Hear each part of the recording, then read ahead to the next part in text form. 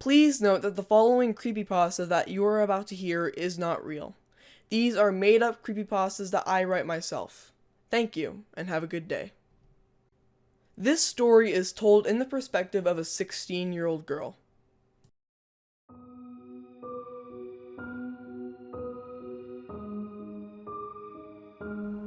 I heard the Wii turn on as the clicking noises in the fan started to go.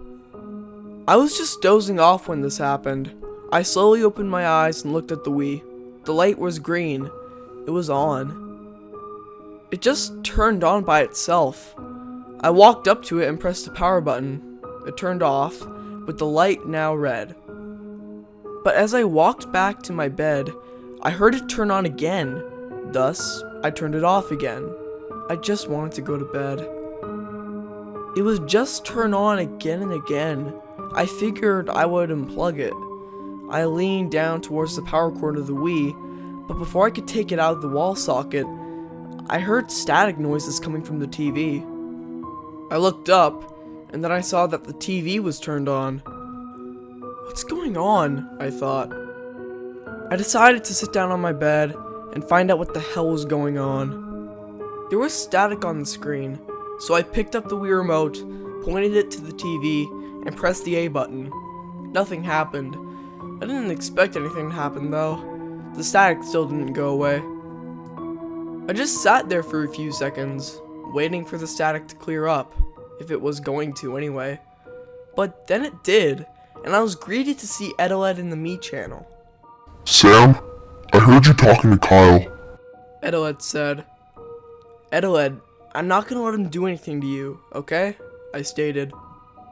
Well, good, because at the end of the day, he's the murderer. Edeled responded. Edeled, how were you able to hear me? I questioned. I can hear everything that happens outside the Wii, whether it's on or off. So you can just hear everything whenever you want? It's not whenever I want, I don't have a choice. I always hear everything that happens outside the Wii. Edeled, I just want to go to bed. Alright, all I'm saying is do not let Kyle do anything. Do you understand? Yes, I replied. But before Edeled could reply, the screen cut to black. Edeled, what happened? I frightfully asked. No response. After waiting for about 10 seconds, I heard that same unknown voice I heard at the end of the hallway video. I wish that I missed the stuff I did. Who are you? I yelled. Postponed. What do you mean? I demanded. Electricity can cure things, especially when shocks to the head. I didn't know what it was talking about. What shocks? I was once again confused and a little scared. What do you mean? I demanded one more time. Henry wasn't to become.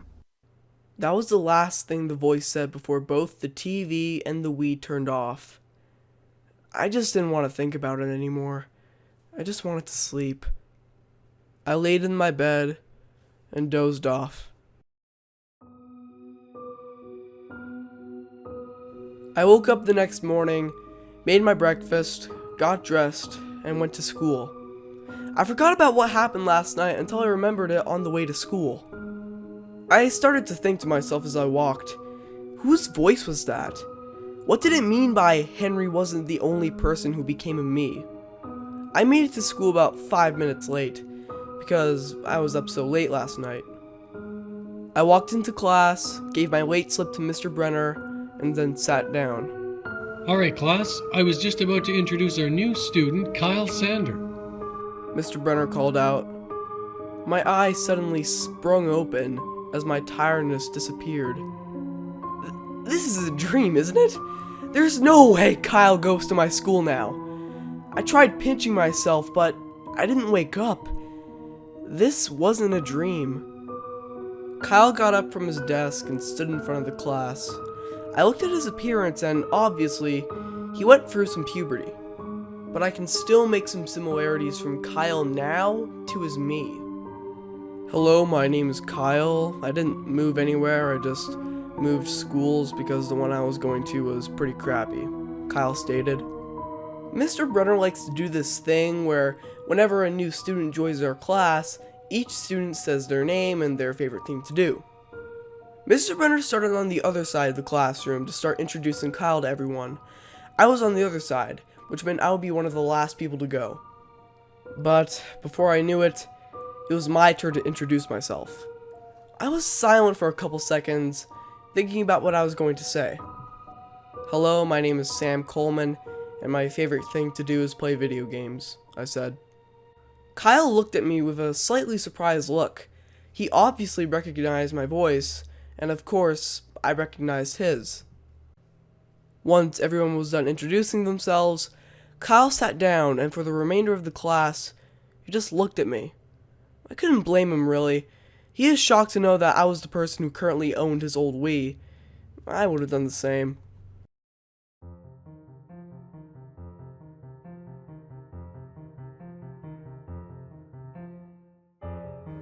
After that class was over, it was time to go to our next class, which was math. As I walked, Kyle slowly walked beside me. Sam? Kyle asked. What is it? I quietly replied in a mad tone. I was still kind of upset with him from the call that we had last night, and his motives to destroy the Wii. You are the same Sam who I called last night, right? You know, about the Wii? Kyle asked. Yes, I responded. Okay, has anything else happened last night after that call? Kyle questioned. I stopped and turned around to face him. Why do you want to know? I asked seriously. Kyle was silent for a few seconds.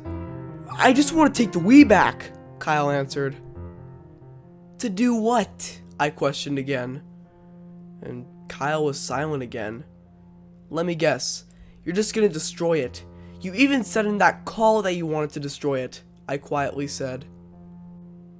I'm not letting you take it, I continued. In fact, how did that we even get into that Valley Village? I asked again. My dad was looking for some stuff to donate and was looking to donate something of mine. I don't play my other Wii much anymore, and he assumed that the Wii that has Edoled on it was the Wii that I bought in 2010, Kyle explained. But he didn't check with me to confirm that the Wii was in fact the one from 2010, so he just guessed, and it turns out he took the wrong one, Kyle concluded. Then why did you even move to this school? I asked one more time. I switched schools because the previous one I went to was just crappy. I told one of my friends at the time about the whole Edoled story, and he obviously didn't believe me, Kyle explained. I honestly wasn't surprised, but I told that dolt not to tell anyone else, and after I told him, he proceeded to tell everyone else in my grade.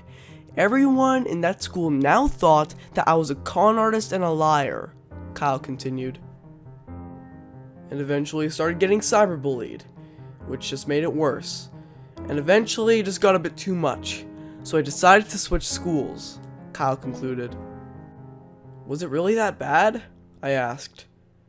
Yeah, it was, Kyle quietly responded. As the day went by, Kyle was asking me several questions about Edoled, like, what does Edoled think of you? How many times has he caused harm? Why is it that whenever he is deleted, he becomes extremely angry?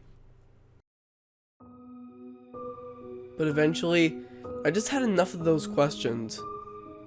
Sam, do you plan on giving away the Wii? How long do you plan to keep it? Kyle asked.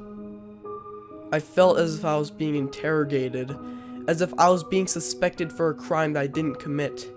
I turned around to face him. Will you stop? I yelled. Stop what? Kyle asked. Asking me all these questions. Are you literally trying to get me to give you the Wii? I just want to know what Edoled thinks of you, Kyle responded. Okay. I'm honestly confused here, I yelled.